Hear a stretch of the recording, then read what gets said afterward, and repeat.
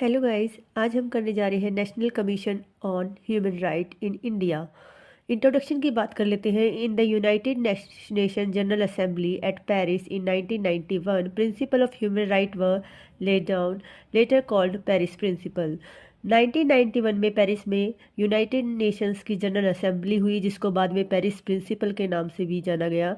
वहाँ पे क्या हुआ था, principle of human right laid down किए गए थे। In presence of this principle NHRC foundation was laid in India and other countries. उसी जो असेंबली थी उसके नतीजे से ये आपके क्या है, इंडिया में या और भी कंट्रीज़ में NHRC की फाउंडेशन हुई उन्हीं प्रिंसिपल्स को लेट डाउन करने के लिए। Independent statutory body not a constitutional, ये एक इंडिपेंडेंट आपकी स्टैट्यूटरी बॉडी है, कॉन्स्टिट्यूशन में इसका कोई प्रावधान नहीं है। Establish on 12 October 1993 as per the provision of protection of human right act 1993। तो इसकी इस्टेब्लिशमेंट कब हुई आपकी? 12 अक्टूबर 1993 को हुई। किसके तहत हुई? The protection of human right act 1993 के तहत इसकी इस्टेब्लिशमेंट हुई। Watchdog of human right responsible for protection and promotion of human right, ये एक तरीके से वॉचडॉग है ह्यूमन राइट का, रिस्पॉन्सिबल है protection and promotion of human rights के लिए। Define the act as right relating to life, liberty, equity and dignity of individual guaranteed by the constitution और embodied in the international convent and enforceable by court in India.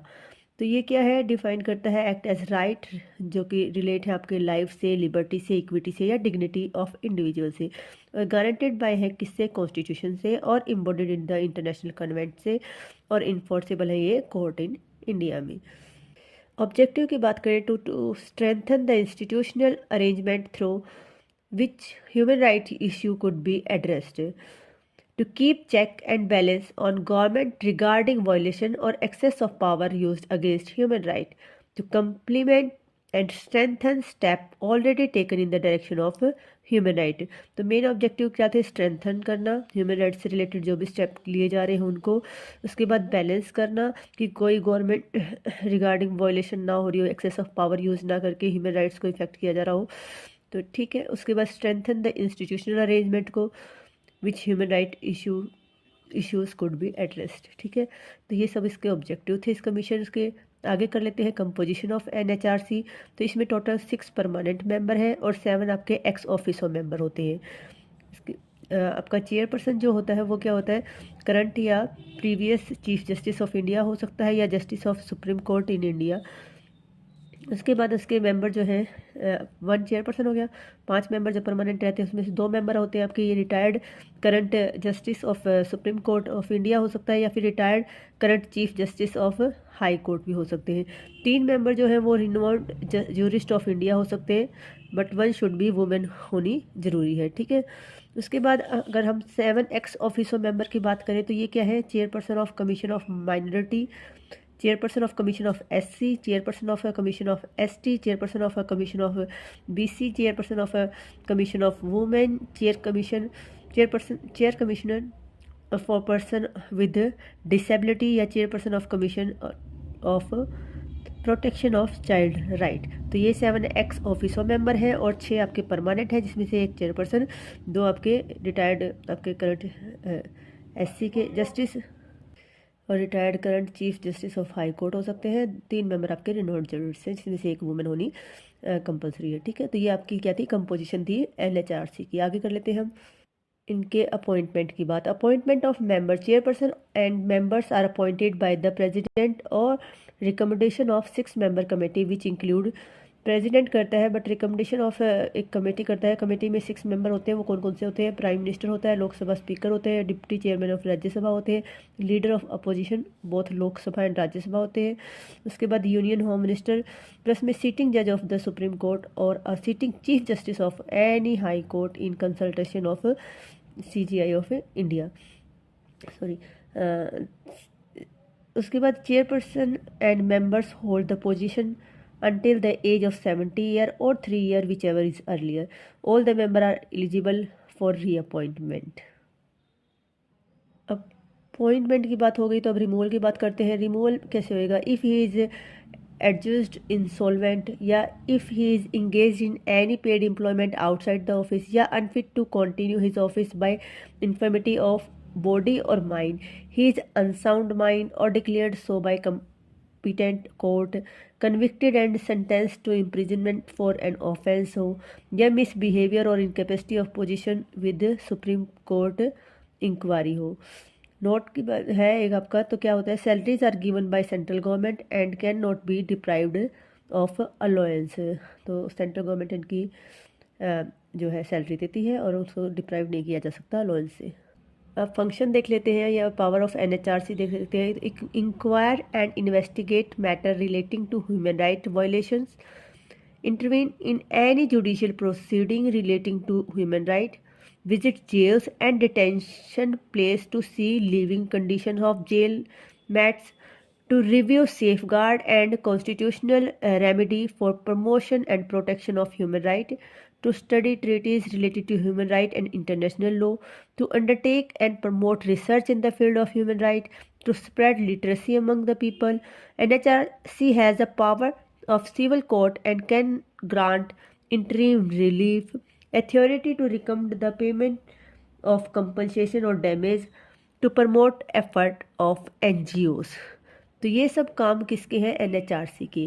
क्या क्या है, inquiry investigation कर सकती है, उसके बाद judicial proceeding में भी आपका इंटरवेन कर सकती है, ये जेल को विजिट कर सकती है, उसके बाद प्रमोशन और प्रोटेक्शन करती है ह्यूमन राइट का, स्टडी से करती है आपकी ट्रीटीज़ को जो human right of international law से रिलेटेड है, उसके बाद प्रमोट करती है रिसर्च को, स्प्रेड करती है लिटरेसी को, और काम करते हैं पावर ऑफ सिविल कोर्ट करती है, ग्रांट इंटरिम रिलीफ करते हैं, पेमेंट ऑफ कंपनसेशन दिलाने में भी ये रिकमेंडेशन देती है।